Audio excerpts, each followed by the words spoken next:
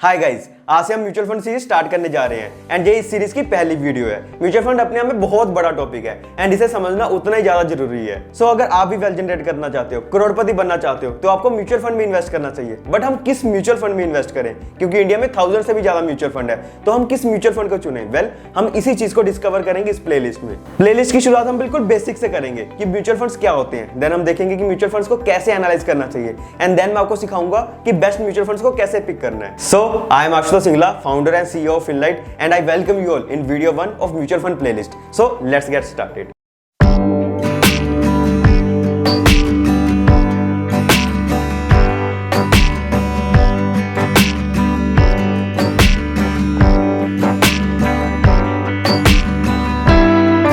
So these are the list of topics that we will cover in this video. So we will start with what are mutual funds, who manages our mutual funds, why do mutual fund exist, what do you buy in mutual funds, charges in mutual funds, benefits of investing in mutual funds, and lastly how to invest in mutual funds. So सबसे पहले देखते हैं what are mutual funds. इसको बहुत easy language में समझाऊंगा।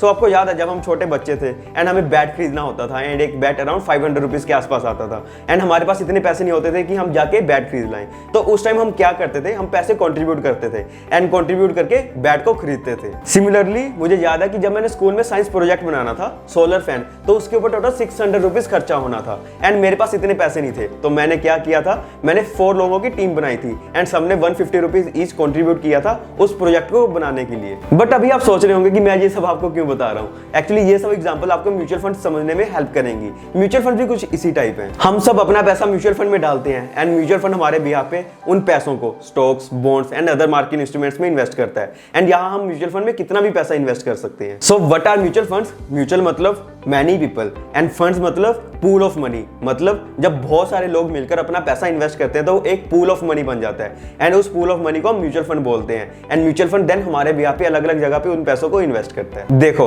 अब हमने अपना पैसा म्यूचुअल फंड को दे दिया, लेकिन हमारा पैसा मैनेज कौन करता है? कौन डिसीजन लेता है कि हमारा पैसा कहां कहां इन्वेस्ट होना चाहिए, किस स्टॉक को बाय करना है, किस स्टॉक को सेल करना है, किस बॉन्ड को बाय करना है, किस बॉन्ड को सेल करना है? आखिर कौन डिसीजन लेता है? इसका आंसर है एसेट मैनेजमेंट कंपनी और यू कैन से एएमसी। जो आप पैसा म्यूचुअल फंड में इन्वेस्ट करते हो उसे एसेट मैनेजमेंट कंपनी मैनेज करती है एंड इंडिया में बहुत सारी एसेट मैनेजमेंट कंपनीज है like SBI mutual funds, HDFC mutual funds, ICICI prudential mutual funds, Nippon India mutual funds, Axis mutual funds etcetera. And हर एक कंपनी की डिफरेंट स्कीम्स होती हैं डिफरेंट लोगों के लिए। लाइक जो कम रिस्क लेना चाहता है उसके लिए लार्ज कैप फंड्स हैं, जो ज्यादा रिस्क लेना चाहता है उसके लिए स्मॉल कैप फंड्स हैं एंड इस तरह से एसेट मैनेजमेंट कंपनी की डिफरेंट स्कीम्स होती हैं एंड हर एक स्कीम का एक फंड मैनेजर होता है। सो आप म्यूचुअल फंड में इन्वेस्ट करते हो, एसेट मैनेजमेंट कंपनी उस पैसे को मैनेज करती है and mutual fund manager major decision लेता है कि वो वाला पैसा कहां इन्वेस्ट होना चाहिए। अब main question arises, why do mutual fund exist?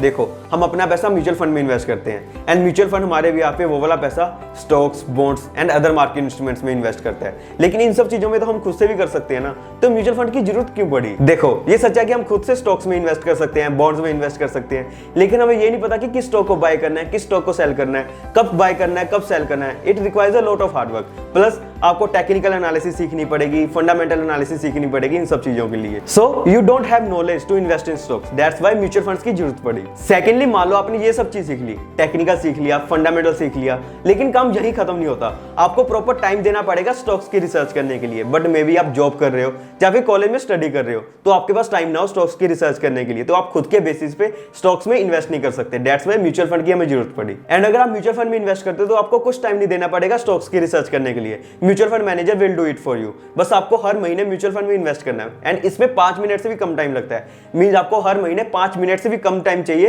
Mutual fund में इन्वेस्ट करने के लिए। सो अब हम समझते हैं what we buy in mutual funds.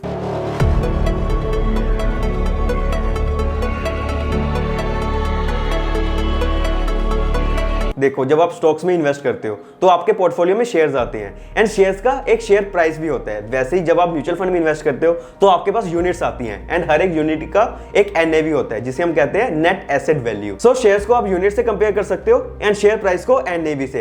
And जैसे जब आप किसी स्टॉक में इन्वेस्ट करते हो तो उसका एक शेयर प्राइस होता है एंड आप उसके अकॉर्डिंग इन्वेस्ट करते हो। लाइक अगर किसी शेयर का शेयर प्राइस है 100 रुपीज तो आप एक शेयर बाय कर सकते हो 100 रुपीज इन्वेस्ट करके, 2 शेयर्स बाय कर सकते हो 200 रुपीज इन्वेस्ट करके, 5 शेयर्स बाय कर सकते हो 500 रुपीज इन्वेस्ट करके। लेकिन आप शेयर्स को फ्रैक्शन में बाय नहीं कर सकते। लाइक अगर किसी शेयर का शेयर प्राइस है 100 रुपीज तो आप 150 रुपीज नहीं इन्वेस्ट कर पाओगे। लेकिन म्यूचुअल फंड की दुनिया में ऐसा कुछ नहीं होता। आप म्यूचुअल फंड में कितना भी पैसा इन्वेस्ट कर सकते हो। लाइक अगर किसी म्यूचुअल फंड की NAV है 1000 रुपीज तो आप उसमें 1500 भी इन्वेस्ट कर सकते हो, आपको 1.5 यूनिट्स अलॉट हो जाएंगी। सो अब हम चार्जेस के बारे में डिस्कस कर लेते हैं कि अगर आप म्यूचुअल फंड में इन्वेस्ट करते हो तो आपके ऊपर क्या क्या चार्जेस लगेंगे।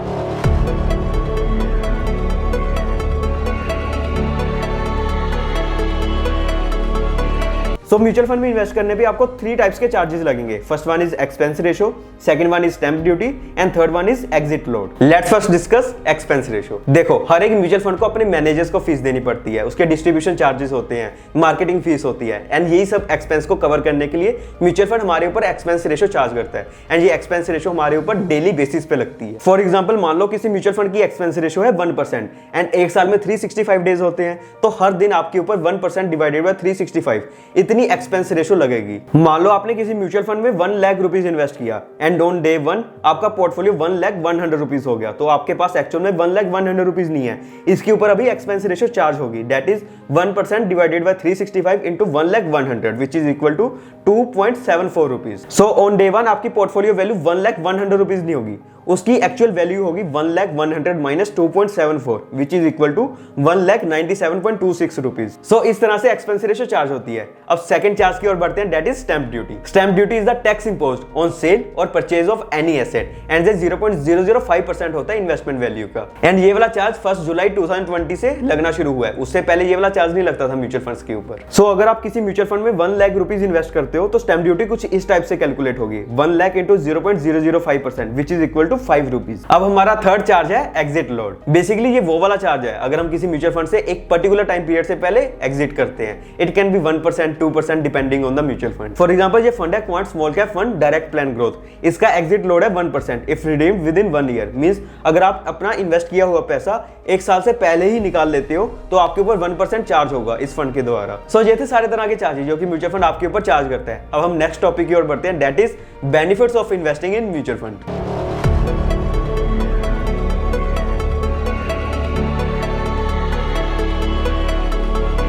सबसे पहला बेनिफिट है प्रोफेशनल मैनेजमेंट। अगर आप म्यूचुअल फंड में इन्वेस्ट करते हो तो आपका पैसा प्रोफेशनली मैनेज किया जाएगा म्यूचुअल फंड मैनेजर के द्वारा, क्योंकि उसको पता होगा कि किस स्टॉक को बाय करना है, किस स्टॉक को सेल करना है, कब बाय करना है, कब सेल करना है, ये सब चीजें। सेकंड बेनिफिट है टाइम सेविंग। अगर आप म्यूचुअल फंड में इन्वेस्ट करते हो तो आपका बहुत टाइम बचेगा, क्योंकि आपको हर दिन स्टॉक्स की रिसर्च नहीं करनी पड़ेगी, क्योंकि आपके लिए म्यूचुअल फंड मैनेजर बैठा है ये सब काम करने के लिए। उसकी फुल टाइम जॉब ही ये है कि वो आपके लिए स्टॉक्स को रिसर्च करे एंड उनमें इन्वेस्ट करे। Third benefit is you don't have to study. See अगर आप स्टॉक्स में इन्वेस्ट करना चाहते हो तो आपको technical analysis, fundamental analysis, economic factors, ये सब चीजें सीखनी पड़ेंगी एंड एनालाइज करना पड़ेगा।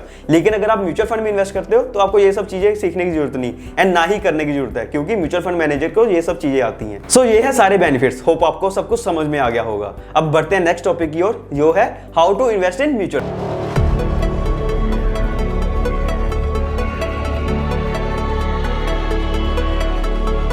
वेल मार्केट में बहुत सारे ऐप्स हैं, लाइक ज़ीरोधा कॉइन है, पेटीएम मनी है, ग्रो है। आप इनमें से कोई भी यूज कर सकते हो। मैं पर्सनली ग्रो ऐप को यूज करता हूं। एंड नेक्स्ट वीडियो में मैं आपको प्रैक्टिकली सिखाऊंगा कि आपको ग्रो ऐप पे कैसे इन्वेस्ट करना है, लाइक SIP क्या होती है, लमसम इन्वेस्टमेंट क्या होती है, ग्रोथ फंड कौन से होते हैं, डिविडेंड फंड्स कौन से होते हैं एंड और भी बहुत सारी चीजें। आई होप आपको अब सब कुछ समझ में आ गया होगा। लेकिन अगर आपके फिर भी कुछ डाउट्स हैं तो आप नीचे कमेंट सेक्शन में जरूर पूछ सकते हैं। मैं हर एक कमेंट का रिप्लाई दूंगा एंड आपके डाउट्स को सोल्व करूंगा। सो वीडियो अच्छी लगी तो इसे लाइक करो एंड शेयर करो एंड चैनल को सब्सक्राइब एंड बेल आइकन को दबाना मत भूलना, ताकि आपको नेक्स्ट वीडियो की नोटिफिकेशन आ जाए। सो मिलते हैं नेक्स्ट वीडियो में, तब तक के लिए बाय बाय, टेक केयर।